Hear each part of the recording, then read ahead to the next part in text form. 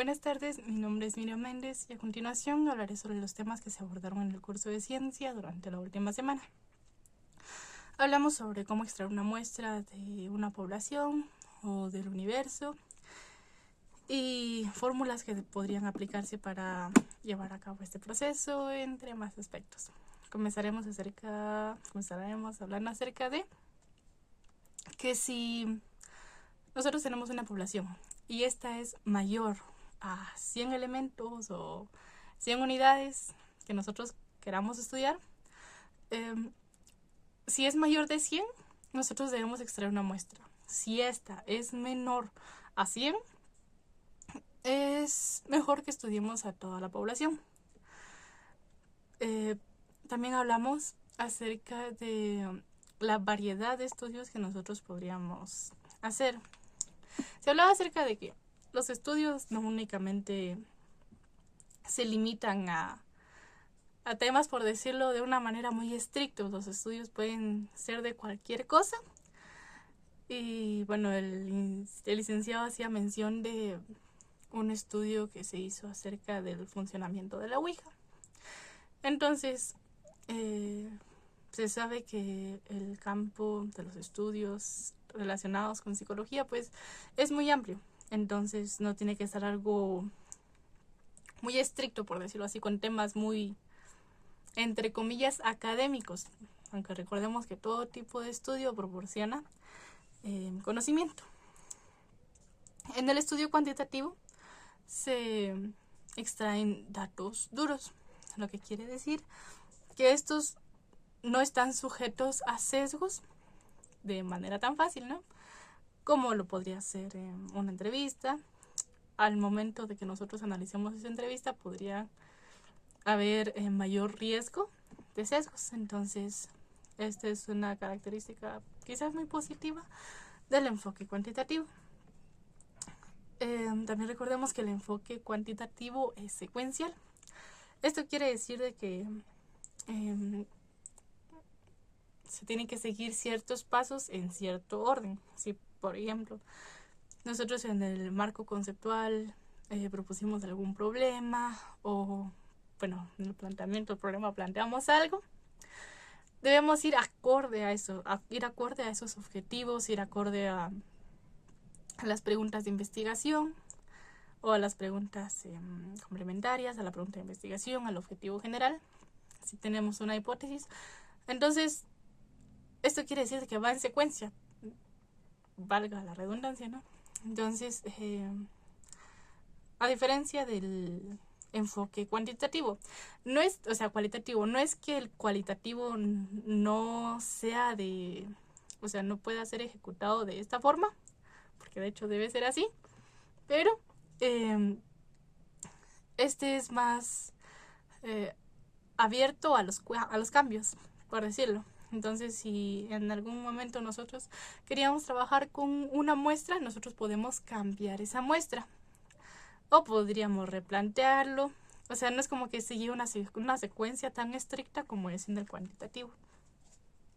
Entonces, al nosotros extraer una porción de toda la población, nosotros, como lo decía el licenciado, nosotros economizamos, no economizamos tiempo, economizamos recursos y la calidad, podría decirse así, del análisis de estos datos podría ser mayor a cuando nosotros analizamos a toda la población. Pero nosotros al hacerlo así, como ganamos calidad en unos aspectos, perdemos calidad en otros aspectos. Entonces, a esa pérdida de calidad que nosotros tenemos se le denomina error. Y es algo que hay que tomarlo en cuenta al momento de analizar nuestros datos. Entonces, si nosotros queremos extraer una muestra de una población, esta siempre debe hacerse de modo probabilístico, aunque hay estudios en los que, bueno, yo me topé con bastante de esos estudios al momento de hacer mis antecedentes, que aunque sea cuantitativo, muchas veces se hace el muestreo no probabilístico. al igual que con el cualitativo. O sea, algunas veces se implementa cuestionarios, eso es de forma complementaria.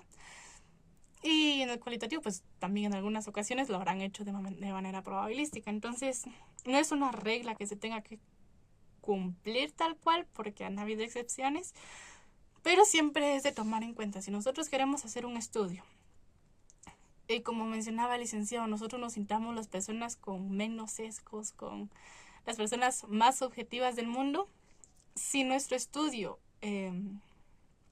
nosotros lo seleccionamos por criterio propio, llamémosle, ese estudio, pues, en ese estudio cabrá la posibilidad de que existan muchos sesgos. Y los sesgos hacen que nuestro estudio sea deficiente, que a nuestro estudio les falte esa, por decirlo de esta manera, ese azar, ese muestreo aleatorio o como nosotros queramos hacerlo, pero siempre que sea probabilístico. Porque al momento de nosotros muestrear, necesitamos que exista un poquito de todo, por decirlo de esta manera, que nuestros estudios puedan ser aplicados, que nuestros resultados puedan ser aplicados a la población si en algún momento queramos, o sea, queremos hacerlo así. Entonces, por esa razón es que se hace el muestreo probabilístico, principalmente en el cuantitativo. También la probabilidad. A nosotros analizar datos o analizar nuestros datos, la probabilidad determina ese error que podría existir a nosotros realizar un estudio. O sea, los errores que podríamos cometer o factores que nosotros no estemos tomando en cuenta o que por alguna razón algo podría fallar, como también algo podría salir muy bien. Entonces la probabilidad nos ayuda a calcular eso, a calcular si algo va a fallar o algo va a salir bien.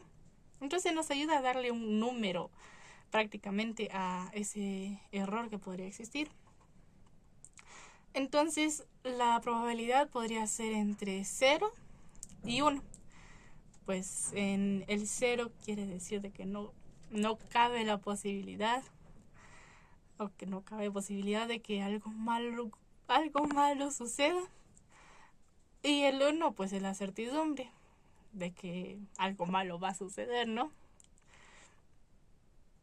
Entonces, si nosotros hacemos un estudio y nosotros decimos, no creo que vaya a pasar algo malo, yo soy muy estricto, yo seguí los pasos al 100, mi estudio no lleva sesgos, mi estudio está completo, es un excelente estudio. Entonces, en esa situación nosotros podríamos darle un 0, pero hay que dejarle espacio al error que podríamos a errores que podríamos estar cometiendo al momento de analizar nuestros datos.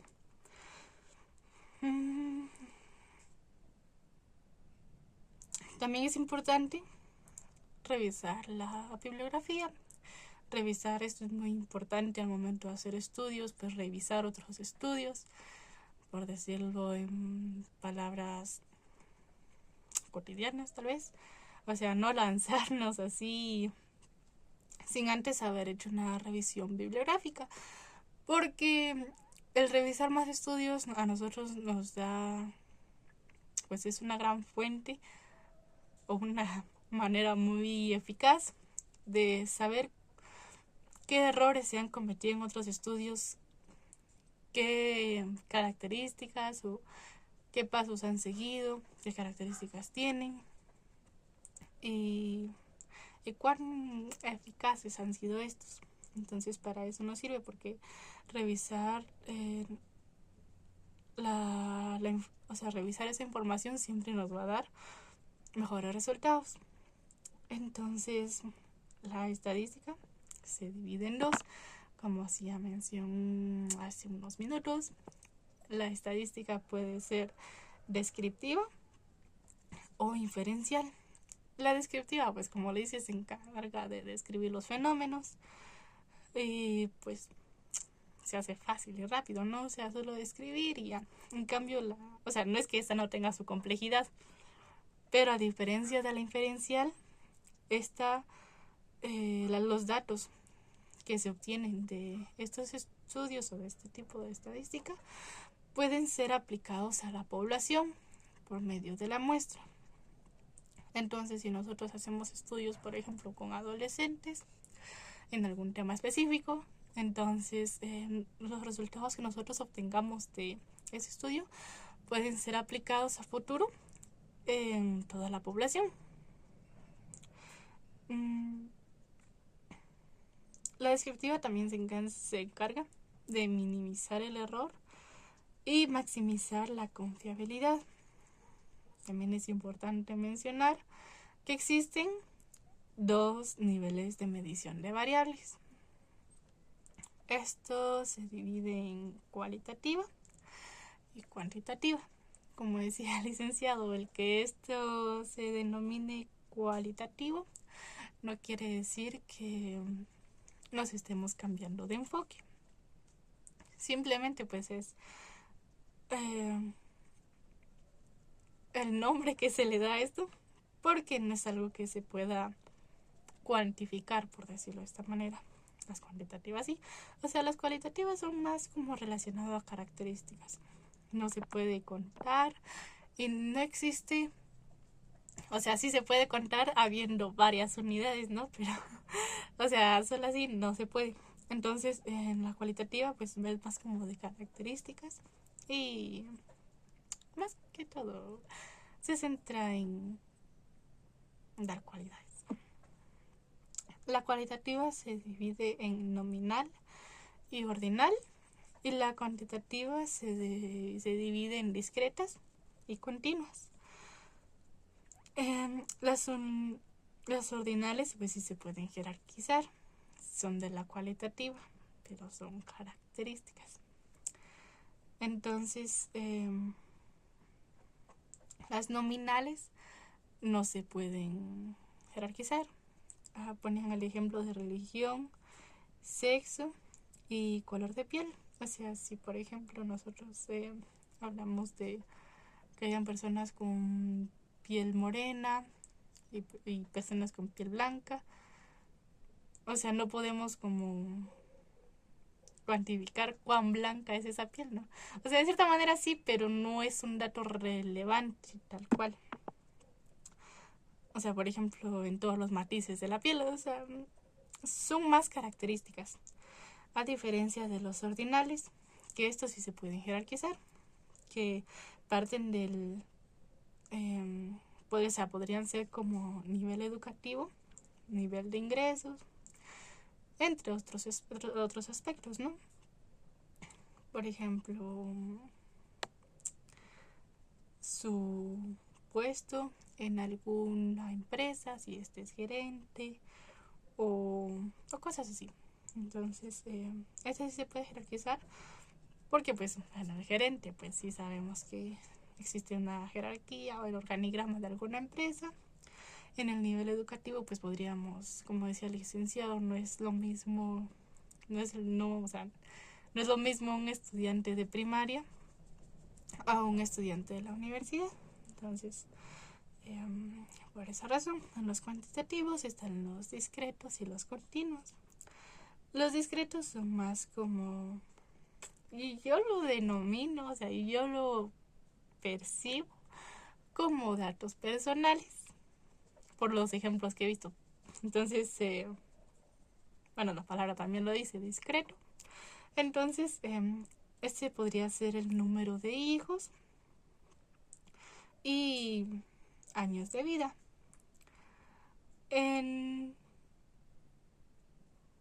los continuos son los que se pueden dividir en, o sea, los que tienen decimales, como podría ser el peso y la temperatura, según el ejemplo que nos ponía el licenciado. Entonces, estos datos de cualitativo y cuantitativo se fueron mencionados porque para estos se aplica diferente fórmula. Entonces, para los cualitativos se aplica una y para los cuantitativos se aplica otra. El licenciado vinculaba la escala de Likert con los ordinales y discretos, porque podríamos elaborar una secuencia que pueda incluir estos aspectos, ¿no? Existen 3 tipos de muestreo probabilístico, que es el aleatorio simple y estratificado o por racimos. Entonces, en el simple, pues como lo dice uno, no se complica, por decirlo con esas palabras, uno no se complica la vida para elegir a su muestra, ¿no? He escuchado el ejemplo de que uno podría meter, por ejemplo, si vamos a estudiar algunos jóvenes de tercero básico, por ejemplo.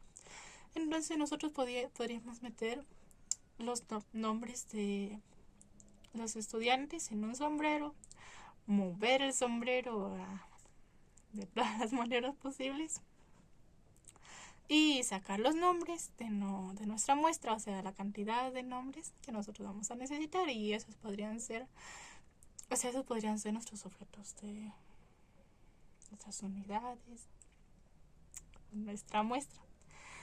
Y entonces, esa puede hacerse de cualquier forma. El licenciado hacía mención de que puede ser cualquier método siempre que no implique nuestro criterio, o sea, que no venga de nosotros esa elección. Entonces está el estratificado, que en este pues hay que dividir a las personas conforme sus características. Si por ejemplo en la clase, dividirlos por características que estos tengan, y ya nosotros extraemos a los que necesitemos de cada grupo que nosotros creamos. Es dividirlos pues en categorías y nosotros lo seleccionamos. También se le llama al muestreo estratificado por racimos. Racimos. Y dice que se le llama muestreo probabilístico porque todas las personas tienen la posibilidad, o sea, porque todas esas personas pueden ser elegidas. También hablamos un poquito de Excel, de cómo podríamos aplicar las fórmulas que vimos en clase, y dimos una introducción a Excel. Ahí metimos o pusimos los datos de la probabilidad de que ocurra, la probabilidad de que no ocurra, y fue una clase más práctica. Entonces, esto sería todo por las clases de esta semana, y muchas gracias.